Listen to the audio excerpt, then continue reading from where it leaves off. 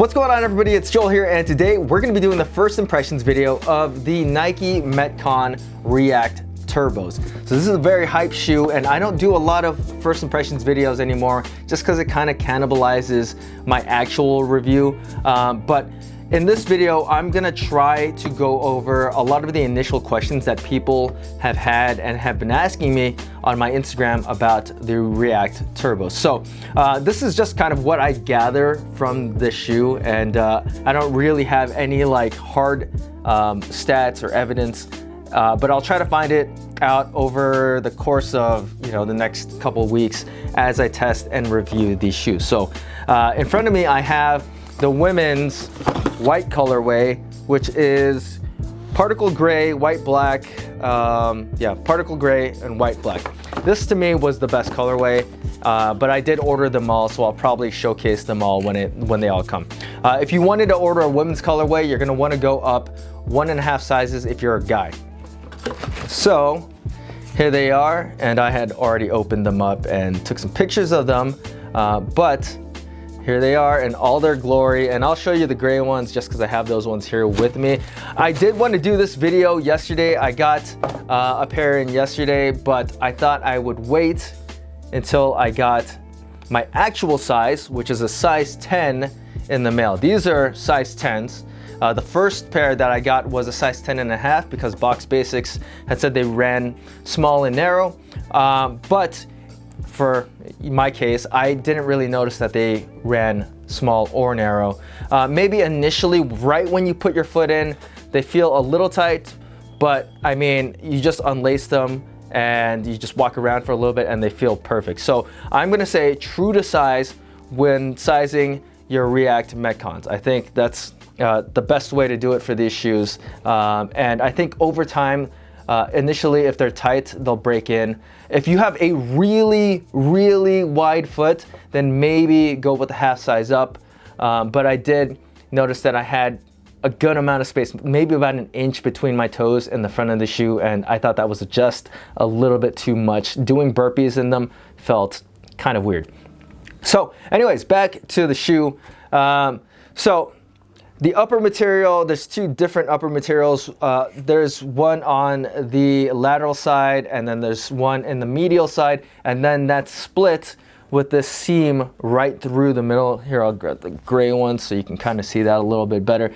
And you can definitely feel that seam on the top of your toes. It's not awful, but it is there. It's a little distracting, but it's not super uncomfortable. Hopefully that breaks in. The medial side is more of like a knit material, but there's no stretch to it. It's not like the fly knit Metcons.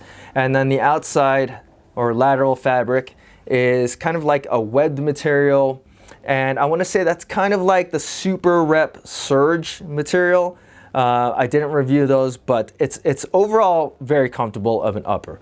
I am not in love with the way that the tongue is. It just kind of, it doesn't really move around or anything, but it's just a weird shape. It's not a big deal. The laces on this are actually kind of cool. So they taper off in the middle. So at the bottom here, they are thinner, and then as you go up, they get fatter, and they're soft, and they stay tight. Can't complain. I like them. The shoe looks awesome. In my opinion, I think the shoe looks great. In every colorway, I think the React Metcon Turbos, blah, blah, blah, blah, blah, look great. And looks are subjective, but I do think that is a good looking shoe. There are some panels on top of the shoe. So there's this panel right here in the medial side that gives you probably some targeted support right there. And then you have some panels right on top of the outsole, which also probably act as something that just kind of covers maybe a seam up, but also probably a little bit of targeted support. This does still have the TPU clip. It goes and then it kind of stops right there pretty suddenly, which is, I thought that was a pretty interesting design. And then the outsole is probably the most talked about part of the shoe. So there's a big, huge forefoot contact area. There's a big rear contact area, and the outsole shape is very similar to the Romaleo 4, which has like a bunch of different points that create a bigger contact area with the ground and give you more lateral stability without completely enlarging the shape of the shoe, which I really like that about the Romoleo 4s. So a lot of people are worried that, you know, since the outsole breaks right in the middle here for this rope guard, that you're going to be able to feel that. And if you were to bend the shoe, it would just bend right in half right there because there's no midfoot shank. And unlike the previous Metcon Reacts or Metcons, or just pretty much any Metcon, there's this large area right here of rubber which prevents the middle of the shoe from really crumbling in. Nike actually thought of that, and they added a midfoot shank to the bottom of the drop-in midsole, which is the React foam that kind of carry over from the previous Metcon React, but kind of not, and I'll talk about that in a second.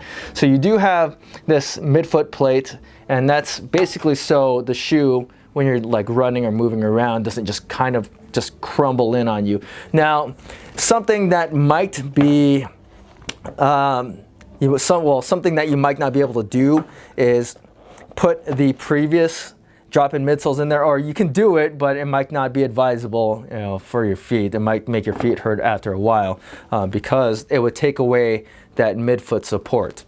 But otherwise, so going back to that React midsole, I did feel like this felt a little bit lower than the previous React midsole, and I do also feel that it is definitely more firm than the previous React midsole, and that could be a good thing or a bad thing, however way you want to look at it. I thought that this midsole was even more stiff or more firm than the Nike Metcon 6 and Metcon 5 drop-in midsole. And if you remember my previous reviews on those shoes, I thought that the midsole was a little dull. This one feels very, very responsive, and it's more firm in a good way. It's still pretty comfortable.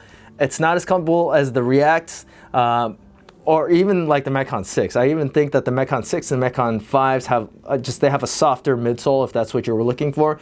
And this one is probably a touch more soft than just like the Metcon 4s, or even like the Flyknit 2 and 3s, which had kind of a springy midsole, but they were still pretty firm. So where this shoe falls in line, so initially I thought that this shoe was going to fall right in line with the React Metcons and the Flyknit, the DSX Flyknit 1, 2, and the Metcon Flyknit 3, but just wearing it for a workout yesterday, I feel like this is more like a normal Metcon. It's not soft or squishy. It's definitely, like I said, not as comfortable as the previous React Metcon. The heel, to me, right now, I have no clue what the drop on this shoe is, but the heel feels lower than the React Metcon. I put the two midsoles side by side yesterday, and then the React Turbos was a little bit shorter, and then I put it up to the Metcon 6 drop-in midsole, and it was the same height. So maybe the Metcon Reacts from last year was a little bit higher. Who knows? I don't really know. These are very lightweight training shoes. So I measured a men's 10.5 at 12.3 ounces, which is very light. That's even lighter than the Metcon 6, which was like 12.8, closer to 13 ounces. Not as light as the Nano 11s, but way lighter than the Nano 10s. So I think that pretty much covers up all of the initial questions. Are they stable? Yes. Are they comfortable? Yes. Are they more comfortable than the React Metcons? No. Are they more comfortable than the Metcon 6s? No. The upper's comfortable, flexible enough on its own, but the shoe is still very stable. You don't feel this midfoot break because of that TPU like midfoot shank on the bottom of the React midsole. You do feel the seam right here. Size these true to size, unless you have like hobbit feet, then maybe go up half a size. That's pretty much it for this first impressions video. I mean, initially, I really like these shoes. I'm gonna say it right now. I think it's worth a buy. To me, they kind of blend everything. Everything that I would be looking for in a training shoe, the React Turbos have. They're stable, they're comfortable. I feel like I can run in these, though I haven't done any running, so we'll reserve that. And yeah, and they look really good. I mean, these are one of the best looking training shoes that come out in a long time. So I will have all the colorways coming in soon. I ordered them all. If you guys want to see a video about that and just like a showcase of colorways, let me know in the comment section. The React Metcon Turbo, blah, blah, man, the name is so hard to say. If you want to buy them, I'll leave a link in the description so that you can pick them up. They're $150. If you guys have any more questions leading up to the full-on review, leave them in the comment section so that I can make sure that those are addressed when we, do the actual review of these shoes. But otherwise, yeah, here are the Metcon React Turbos. I think they're pretty dope, and I think you should buy them. Spoiler alert for the, the actual review. But anyways, if you guys like this video, make sure that you hit that thumbs up button. And if you're not subscribed already, make sure you hit that subscribe button right now. And as always, guys, thanks for watching. Peace.